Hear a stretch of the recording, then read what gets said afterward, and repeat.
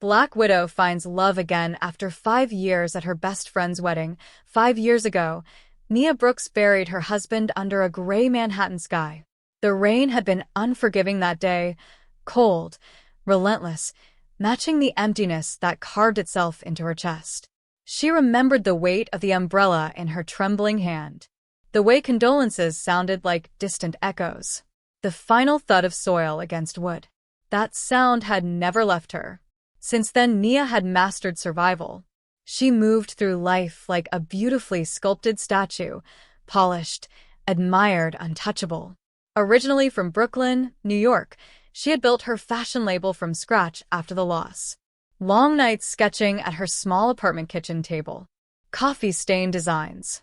Silent tears she wiped away before client meetings. Her brand eventually caught attention overseas. Bold, elegant pieces inspired by grief and rebirth. People called her resilient. But resilience is just pain that learns how to stand. Tonight, she stood inside a grand ballroom in Seoul, South Korea. Crystal chandeliers dripped from the ceiling like frozen rain. White roses lined the aisle. A soft orchestra rehearsed in the background. It felt like stepping inside a dream she once believed in. Her best friend since middle school, Danielle Carter, was getting married. They had grown up together in Harlem. Two loud, fearless girls who used to swear they would take over the world. Danielle had always believed in fairy tales.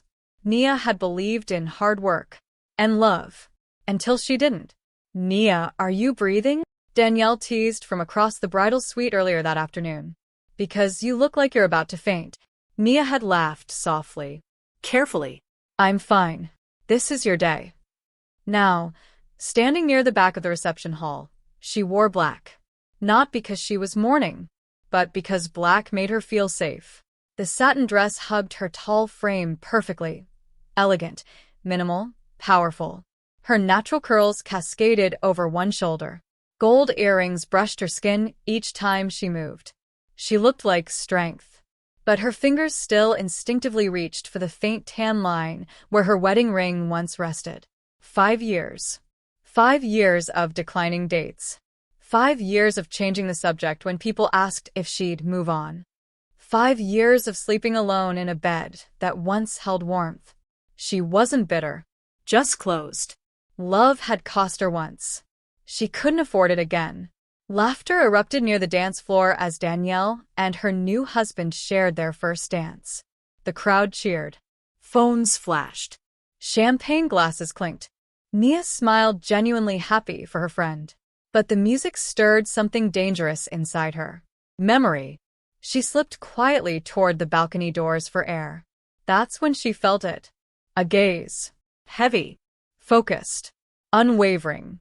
Across the ballroom, near one of the marble columns, stood a man who didn't seem to belong to the celebration. Tall. Still.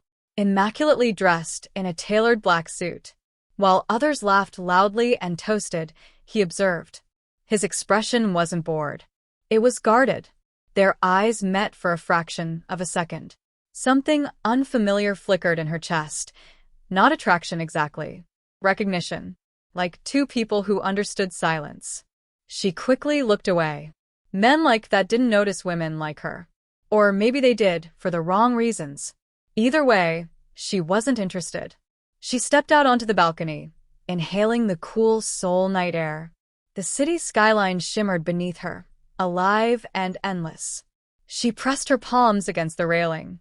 "I'm fine," she whispered to herself.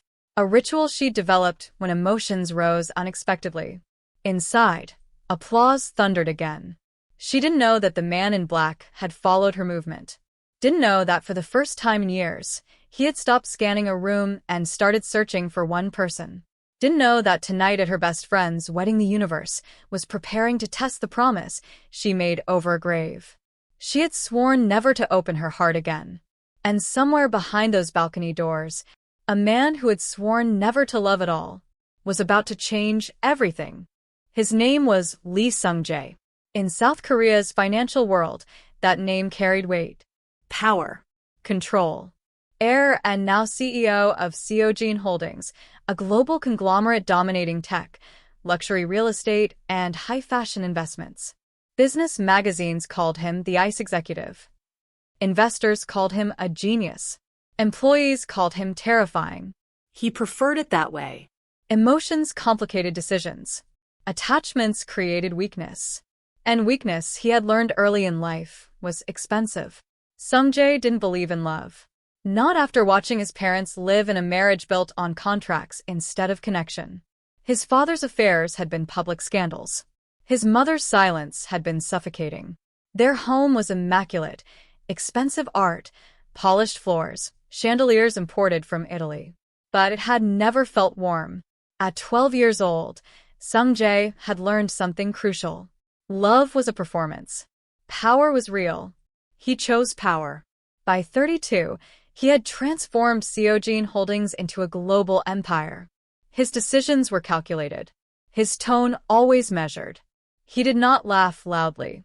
He did not linger in conversations. He did not allow anyone close enough to leave an impact. And yet, tonight, at his college friend's wedding, he was distracted. He hadn't wanted to attend. Weddings were theatrical reminders of promises that rarely survived reality. But his friend insisted, and business alliances were easier to maintain when you occasionally appeared human. So here he stood in the ballroom in Seoul, observing. That's when he noticed her. Not because she was trying to be seen, but because she wasn't. While the room glittered in bright colors, she wore black. Not dramatically, not rebelliously. Elegantly, confidently. Her posture was straight, but not rigid. Her smile was polite, not forced. There was a quiet gravity about her, like someone who had walked through fire and come out refined instead of ruined. When she laughed at something the bride whispered, the sound didn't carry across the room. But somehow it reached him. He studied people for a living, investors, competitors, partners. He read body language the way others read headlines. This woman carried grief. Not fresh grief. Healed grief. The kind that settles deep and changes you permanently. His assistant stepped beside him earlier that evening. "Sir, the press is here. Should we make a brief appearance?" "Later," he had replied. Because for the first time in years, he wasn't thinking about optics. He was watching her move toward the balcony doors. He didn't immediately follow. That wasn't like him. He told himself it was curiosity. A momentary distraction. Nothing more. But when the crowd erupted in applause again, and she slipped away quietly as if overwhelmed by joy that wasn't hers, he understood something instinctively. She didn't belong in the noise. Neither did he. Across the ballroom, his friend approached him. "You're staring." "I'm observing," Seung-Jae corrected calmly. His friend smirked. "You haven't observed a woman in 5 years." That wasn't entirely true. There had been introductions. Strategic dinners. Women whose families aligned with business advantages. Beautiful, accomplished, carefully chosen candidates. He dismissed them all. None of them stirred anything. None of them felt real. But this woman? She didn't look impressed by the luxury. She didn't scan the room for status. She didn't try to position herself near influence. She looked like someone who had already lost something bigger than money. And for reasons he couldn't explain, that unsettled him. When he finally saw the balcony doors close behind her, something inside him shifted, subtle but undeniable. He exhaled slowly. "Excuse me," he told his friend. Walking toward those doors felt irrational. Unnecessary. Yet strangely inevitable. For years he had avoided vulnerability like a bad investment. But something about her presence, strong, restrained, quietly wounded, mirrored a part of him he never allowed anyone to see. A part that was tired. Tired of winning without warmth. Tired of control without connection. Tired of standing in rooms full of people and feeling nothing at all.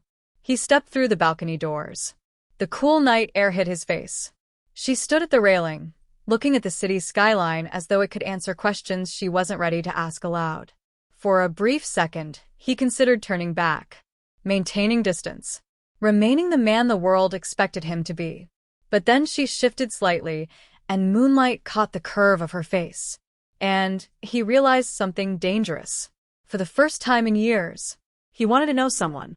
Not for strategy, not for advantage, but because something about her silence felt familiar.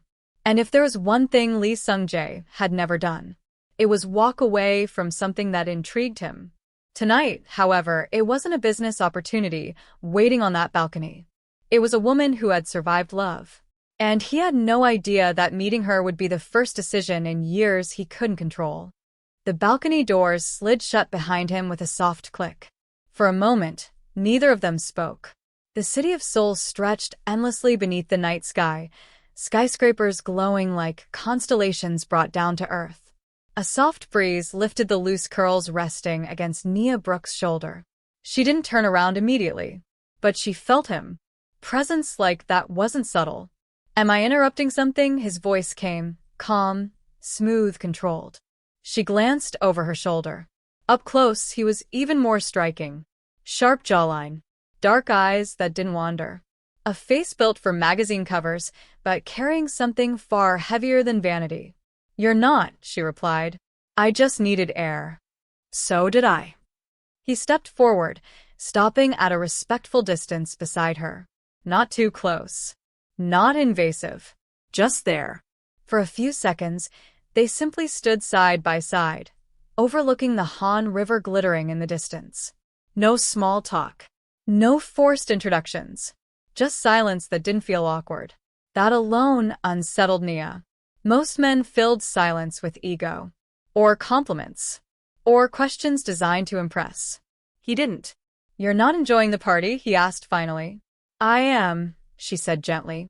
"I just don't belong in the middle of it." He studied her profile carefully. "Why not?" She gave a faint smile. "Some people love celebration. Some people observe it. And you observe? Always." There was something in her tone that suggested experience. History. He understood that language. "I've always preferred observation too," he admitted. She turned slightly now, curiosity flickering in her eyes. "That surprises me." "Why?" "You don't look like someone who stands on the outside." For the first time, something almost like amusement touched his expression. "And what do I look like?" "Someone used to being watched." The statement lingered between them. She had read him correctly. Most people saw his tailored suit, his posture, the quiet authority in the way he carried himself. They assumed confidence born from admiration. They never guessed it came from isolation. "Being watched," he said evenly, "is not the same as being known." The words settled deeper than either of them expected. Nia's fingers tightened slightly against the railing. Being known. She hadn't allowed anyone that privilege in 5 years. Inside the ballroom, the music shifted. A slow instrumental melody drifted through the glass doors, soft piano layered over strings. Couples began pairing off for another dance. Nia's chest tightened unexpectedly. Her wedding song had sounded similar. She took a quiet breath, steadying herself. "You don't dance," she said, almost as a distraction. "How do you know that?" "You give off the energy of someone who negotiates mergers, not slow dances." That earned the faintest hint of a smile from him. "You're not wrong." "And you?" he asked. "I used to," she answered softly. "Used to." The past tense was heavy. He noticed. He always noticed. The breeze shifted again, and without fully understanding why, he spoke before logic could intervene. "Dance with me." Her eyes lifted quickly to his. "Here?" "Yes." "There's no music out here." "There is." He nodded toward the faint melody drifting through the doors. "It's barely audible." "Then we'll have to listen carefully." There it was, something bold beneath his calm exterior. Nia's heartbeat betrayed her. This was dangerous territory. Intimacy disguised as simplicity. "I don't dance anymore," she admitted. "Why?" The question wasn't demanding. It was sincere. She held his gaze for a long second. "Because I loved once," she said quietly. And that was enough for one lifetime. The confession hung between them like fragile glass. He didn't flinch, didn't offer sympathy, didn't look uncomfortable.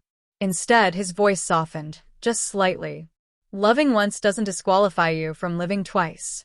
Something inside her chest shifted at that. No one had ever said it that way. He extended his hand. Not insistently. Not arrogantly. Simply open. "I don't dance either," he admitted. But maybe tonight isn't about what we used to be. The city lights reflected in his dark eyes. For 5 years, Nia had avoided moments like this, small choices that could lead to larger feelings. But there was something about him. He wasn't trying to fix her, wasn't trying to charm her, wasn't trying to own the moment. He was offering it. After a brief hesitation, she placed her hand in his. The contact was electric, warm, grounding, startling in its intensity. He stepped closer, one hand resting gently at her waist. Not possessive, not rushed, just steady. They moved slowly, almost hesitantly at first, finding rhythm in the barely audible music drifting from inside. The world felt suspended. No cameras, no billion-dollar decisions, no ghosts of the past, just breath, movement, Proximity. Her heart began to race, not from fear, from awareness. He noticed the way her body tensed slightly before relaxing again.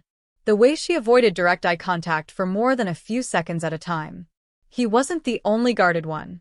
"You're thinking," he murmured. "I'm always thinking." "About." She exhaled carefully. How something this simple feels complicated. His thumb brushed lightly against her waist as they shifted positions. Maybe it only feels complicated because you haven't allowed it to feel simple in a long time. Her eyes lifted to his again. And this time, neither looked away. There was no dramatic declaration. No sudden kiss. But something far more dangerous formed instead. Understanding. Two people who had built fortresses around their hearts realizing, for one suspended moment, they didn't feel the need to defend themselves. The song inside ended, and applause echoed faintly through the glass. But they didn't separate immediately. The night air seemed warmer now. "You still observe?" she asked softly. "Yes." "And what do you see?" His gaze didn't waver. A woman who survived something that could have broken her. Her breath caught. "And you?" he asked quietly. "What do you see?"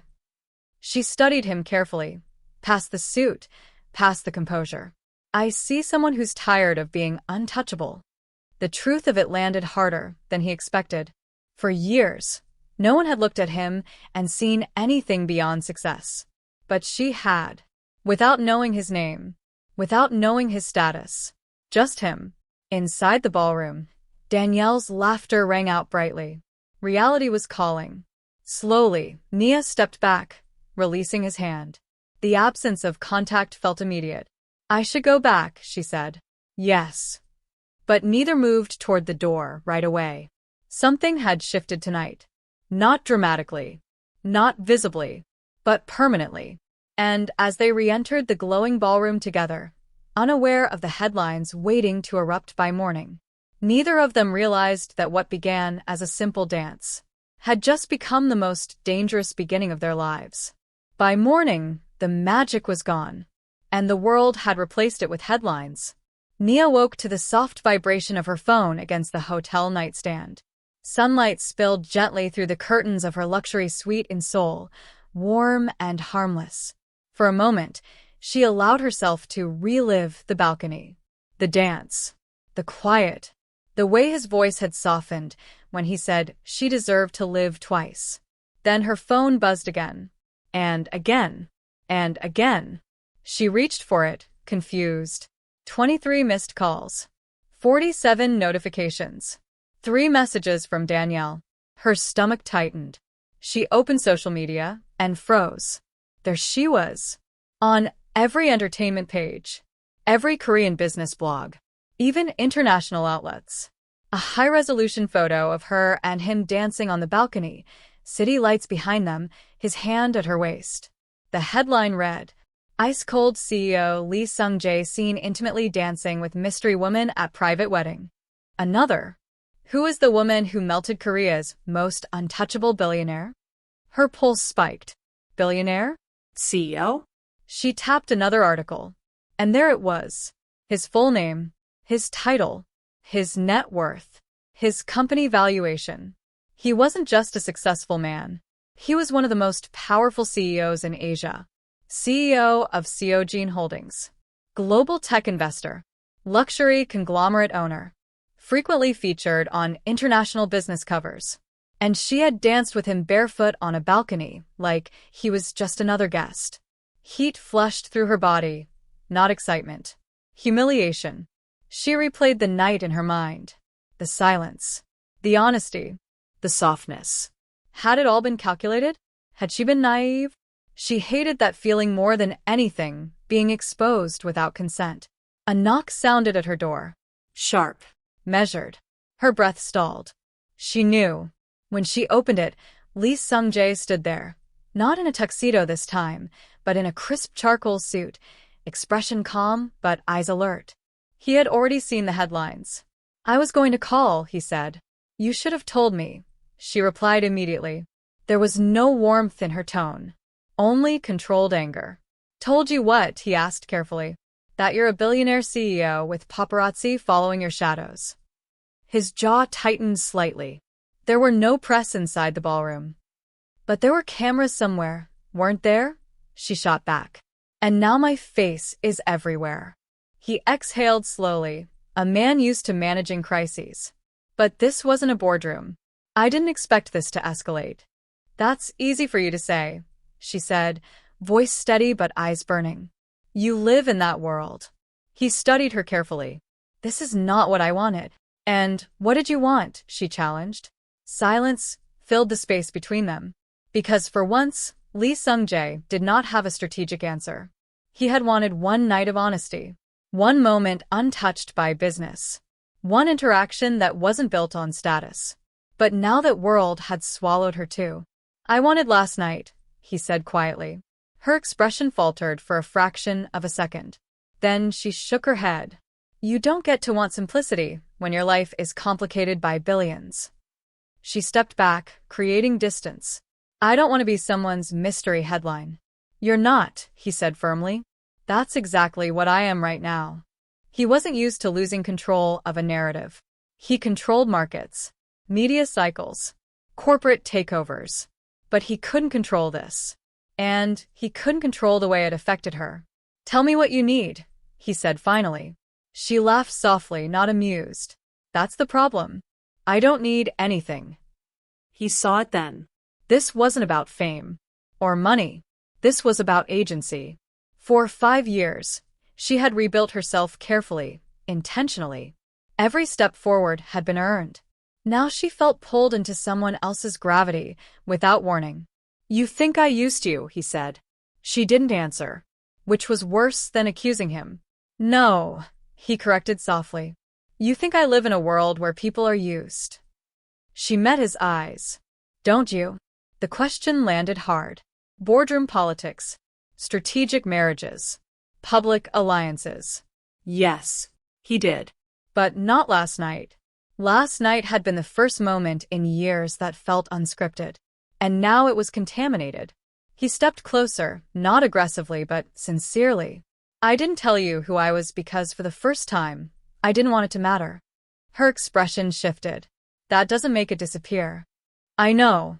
The admission surprised even him. He wasn't defensive. He wasn't angry. He looked conflicted. "For years," he continued quietly, "people approached me because of what I represent. And I walked onto that balcony not knowing any of it." "Yes." "That's not romantic," she said softly. "It's dangerous. For both of them." He understood now. Her fear wasn't gold diggers or attention. It was loss of control. After losing her husband, control had been the only way she survived. And he had disrupted that. A knock came from down the hallway. Hotel staff, reporters already circling the building.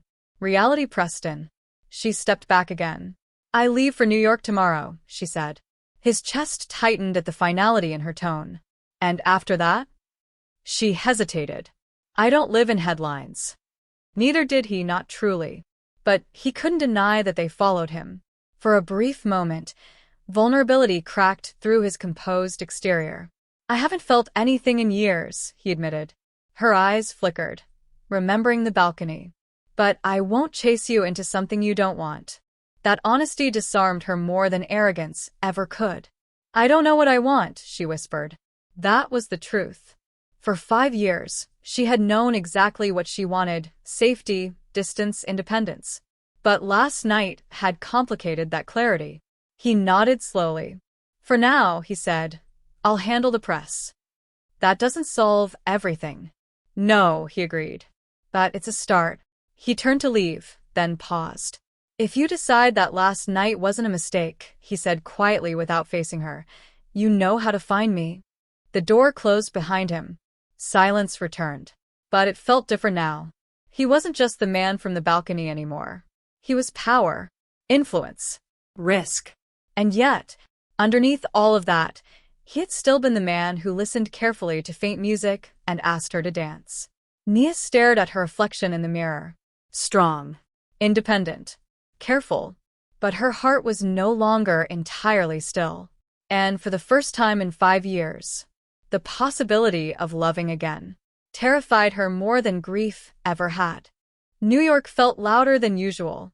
The honking taxis, the subway rumbling beneath concrete, the rush of strangers brushing past without apology. It was the kind of chaos Nia Brooks understood. Predictable. Impersonal. Safe. No one in Manhattan cared who she danced with in Seoul. Or so she thought. By the time she landed at JFK, international blogs had already picked up the story. A few fashion insiders had texted her. Girl, why didn't you tell us? You bagged a billionaire? Is this a publicity move? She ignored them all. Back in her Brooklyn studio, surrounded by fabric swatches and half-finished designs, she tried to return to normal. Sketch. Cut. Measure. Create. Control. But something inside her had shifted. She missed the quiet of that balcony. Missed the strange steadiness of his presence. Missed the way he listened without trying to fix her. She hated that she missed it. 3 days later, her assistant rushed into her office holding a folder. Nia, you need to see this. Inside was a formal proposal. Investment capital. Global distribution expansion. Luxury retail partnerships in Asia and Europe. The investor? Seoul Holdings. Her jaw tightened. Of course. Of course it would be him. She flipped through the proposal expecting control clauses, ownership percentages that favored him, strategic positioning that would quietly place her brand under his empire. Instead, equal partnership, full creative control retained, global expansion under her leadership. No controlling interest requested. She stared at the numbers again. It was generous. Too generous. Her phone buzzed. An unknown international number. She let it ring. Then it buzzed again. She answered. You move fast, she said without greeting. On the other end, Lee Seung-Jae's voice remained calm. I move carefully. You sent an acquisition attempt. It's not an acquisition. It looks like one. It isn't. Silence lingered. Why? She asked finally. Because your brand deserves scale. That's not a reason. A brief pause. Because I believe in it. Her fingers tightened around the phone. You believe in my company, she said carefully. Or in me. Yes. The answer came too smoothly. She scoffed softly. That's not how this works. I know. Do you? She pushed back from her desk, pacing slowly. I spent 5 years building something that belongs to me. I will not have it mistaken for a billionaire's romantic impulse. There it was. The truth. This wasn't just business. He could hear it in her tone, the fear of being absorbed into someone else's shadow. I'm not trying to own you, he said. I don't want to be owned. I know. The softness in his voice almost made her pause. Almost. Then why are you doing this? She pressed. His response took longer this time. In my world, he said slowly, if something has value, we invest in it. And what am I to you? She asked quietly. Another silence. Longer. You're not an investment. Her breath caught despite herself. Then what? There it was. The edge. The vulnerability neither of them wanted to fully acknowledge. You're someone who makes me reconsider decisions I thought were permanent, he answered. Her chest tightened. Love is not a merger, she said softly. It's not a strategy. It's not scalable. I'm aware. Are you? She challenged again. Because to her, this still felt like power reaching for proximity. And she refused to be claimed by influence. I won't attach my future to someone whose life is built on headlines, she continued. I won't become a boardroom discussion. I won't lose myself again. He absorbed every word. You think I would let that happen? I think your world would. That hit harder than she intended. He understood her now. This wasn't fear of him. It was fear of disappearing inside him. In Korea, partnerships often blurred into strategic unions. Public relationships became corporate assets. But Nia was not a strategic move. She was fire, and fire could not be managed. You said you don't need saving, he reminded her. I don't. Then don't let me save you. Her pacing stopped. Come to Paris next week, he said. She frowned. Why? Global Fashion Investment Summit. You're already shortlisted to present. She blinked. How do you know that? I pay attention. Her silence returned. I won't be there as your benefactor, he continued. I'll be there as an investor among many. If your company earns the room, it earns the room. And if I say no, then the proposal expires. No pressure. No emotional manipulation. Just a door. Open. She leaned against her desk, exhaling slowly. Why does this matter to you so much? She asked quietly. Because it was easier to believe he was being strategic than sincere. His voice lowered. For years, I've built an empire. She listened, and none of it has ever made me nervous. Her heart thudded. You do. The honesty in that confession wasn't polished. It wasn't rehearsed. It was raw, and it terrified her, because she felt it too. But fear had kept her alive for 5 years. A caution had protected her, and love had once taken everything from her. I'll be in Paris, she said finally. Not as surrender, not as acceptance, but as a test. When she hung up, she stared out her Brooklyn window at the skyline she knew so well. She had rebuilt herself here, grown stronger here, found independence here. And now, a man from across the world was standing at the edge of her carefully controlled life. Not demanding, not chasing, just waiting. For the first time since her husband's death, she wasn't running from love. But she wasn't walking toward it either. She was standing still. And for a woman who survived by moving forward, standing still might be the bravest thing she had ever done. Paris was beautiful in a way that felt intentional. Soft golden light against old architecture. The quiet elegance of the Seine. Luxury without noise. It was the perfect city for reinvention. Or confrontation. Nia stood backstage at the Global Fashion Investment Summit, her palms steady but her pulse racing. Designers from around the world filled the venue. Investors sat in the front rows, sharp suits, sharper eyes. And somewhere among them, Lee Seung-Jae. She hadn't seen him yet. Part of her hoped she wouldn't. Another part knew she would feel it the moment he walked in. When her name was announced, she stepped onto the stage in a structured ivory suit from her newest collection, strong lines, soft draping. Power and vulnerability stitched together. Just like her. She spoke about expansion without losing cultural identity, about honoring craftsmanship, about building legacy without surrendering ownership. Her voice never shook, because this was her world. When she finished, applause filled the room. Then came the Q&A. Several investors asked predictable questions about margins and scalability. And then, a familiar voice. Calm. Measured. Unmistakable. What would you do, Seung-Jae asked from the front row, if rapid expansion threatened the authenticity of your brand? The room stilled slightly. Nia met his eyes. This wasn't a flirtation. It was a challenge. She didn't hesitate. I would walk away from expansion.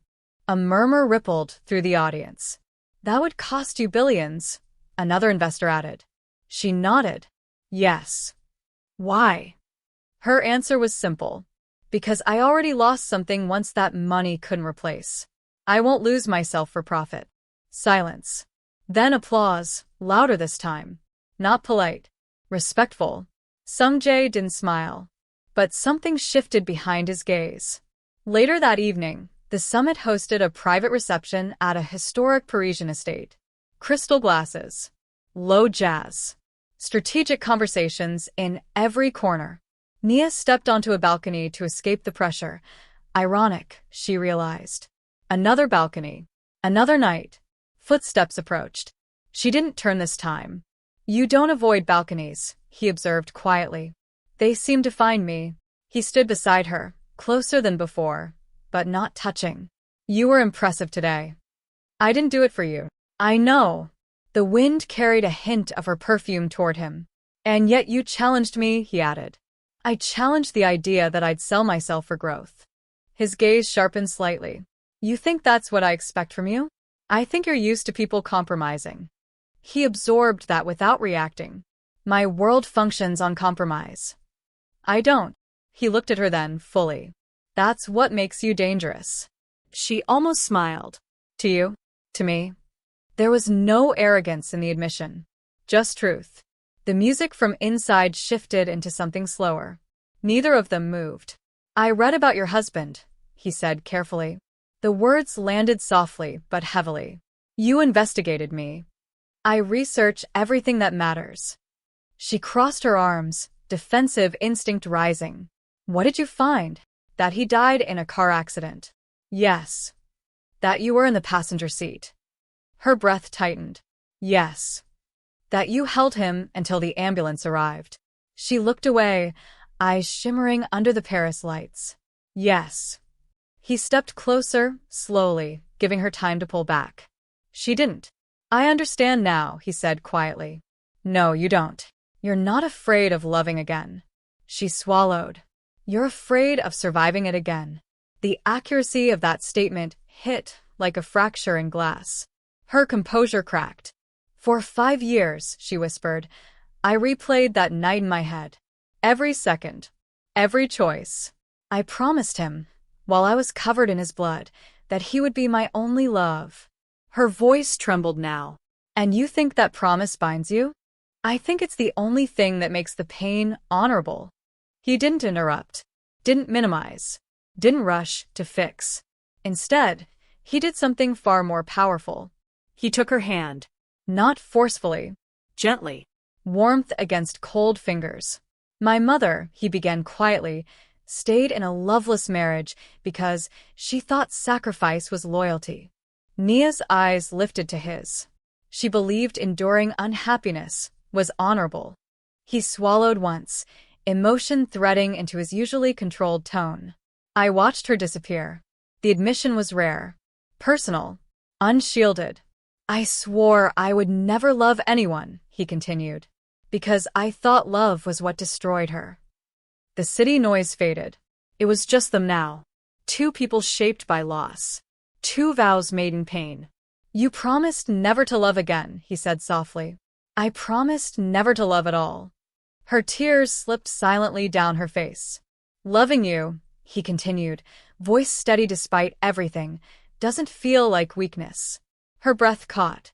It feels like choosing. Choosing what? She whispered. Life. The word lingered between them. Life. Not survival. Not endurance. Not avoidance. Life. I can't lose someone twice, she said brokenly. You won't. You can't promise that. No, he agreed. I can't promise we won't suffer. I can't promise headlines won't follow us. I can't promise my world won't challenge you. He stepped closer still, their foreheads nearly touching. But I can promise I won't let you disappear inside it. Her walls were crumbling. Not because he was powerful, but because he was present. For the first time in 5 years, loving someone didn't feel like betrayal. It felt like courage. I don't need you to save me, she said softly. I don't want to. I need to stand beside you. His thumb brushed away a tear from her cheek. Then stand.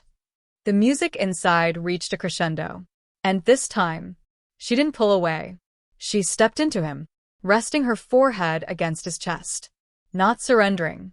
Choosing. For years, grief had been her anchor. Now she was letting it loosen its grip. Under the Paris sky, surrounded by a city known for romance, something far more powerful than passion was born. Not infatuation.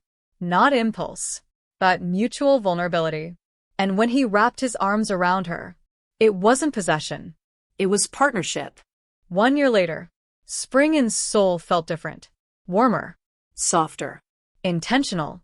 Cherry blossoms bloomed along the Han River, petals drifting like quiet blessings in the air. The city that once introduced them through headlines now whispered something far gentler. Today, there were no cameras allowed. No press. No corporate announcements. No strategic guest lists. This wasn't a merger. It wasn't a spectacle. It was a choice. Inside a private riverside estate, sunlight streamed through tall glass windows as Nia Brooks stood before a mirror. She wore white. Not extravagant. Not theatrical. The gown was her own design, structured shoulders, flowing silk, subtle hand embroidery along the sleeves inspired by Brooklyn street art and traditional Korean patterns intertwined. Two worlds stitched together. Behind her, Danielle adjusted the train and blinked back tears. "Look at you," Danielle whispered. "From Harlem girls with big dreams to this." Nia smiled softly. "I didn't think I'd ever do this again." Danielle's voice gentled. "You're not doing it again. You're doing it differently." That was the truth. 5 years ago, Nia had walked down an aisle full of certainty. Today, she walked down one full of awareness. She knew love could hurt. She knew life could change in seconds. She knew grief never fully disappeared. But she also knew something else now. Love was not betrayal of the past. It was permission for the future. Outside, by the river, guests took their seats quietly. Executives sat beside Brooklyn friends. Korean relatives beside Harlem cousins. Two cultures blending not for diplomacy but for family. At the front stood Lee Seung-Jae. Not in a boardroom suit. Not with the calculated stillness the media loved to photograph. He looked human. His usual composure carried something new. Anticipation. For years, he had controlled every variable in his life. Today, he surrendered control willingly. When the music began, a soft instrumental blending Korean strings with subtle gospel undertones, the doors opened. Nia stepped forward. For a moment, everything stilled. Seung-Jae's breath caught, visibly. He had seen her in couture, in business suits, in quiet vulnerability. But nothing prepared him for this. She wasn't just beautiful. She was brave. Every step toward him was not naive hope. It was informed courage. As she walked, petals drifted lightly in the wind. Their eyes never left each other. When she reached him, there was no dramatic pause. Just a shared exhale. The officiant spoke gently about partnership, about cultural unity, about love as a conscious act. Then came the vows. Nia went first. Her voice was steady. "I loved once," she began. "And when I lost him, I believed that love was something you were only given one time." She looked at Seung-Jae, eyes bright but fearless. "I built walls out of grief. I wore strength like armor. I promised myself that surviving was enough."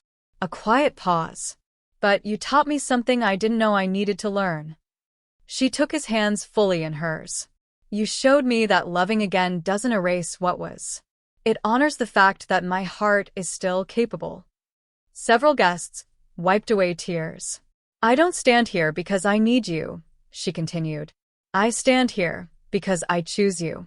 His jaw tightened slightly, emotion surfacing. Her final words were soft but certain. "And if life ever tests us, we won't retreat into fear. We'll stand. Together." Silence. Then it was his turn. Lee Seung-Jae, the man once called untouchable. "I built my life on certainty," he began. "On strategy.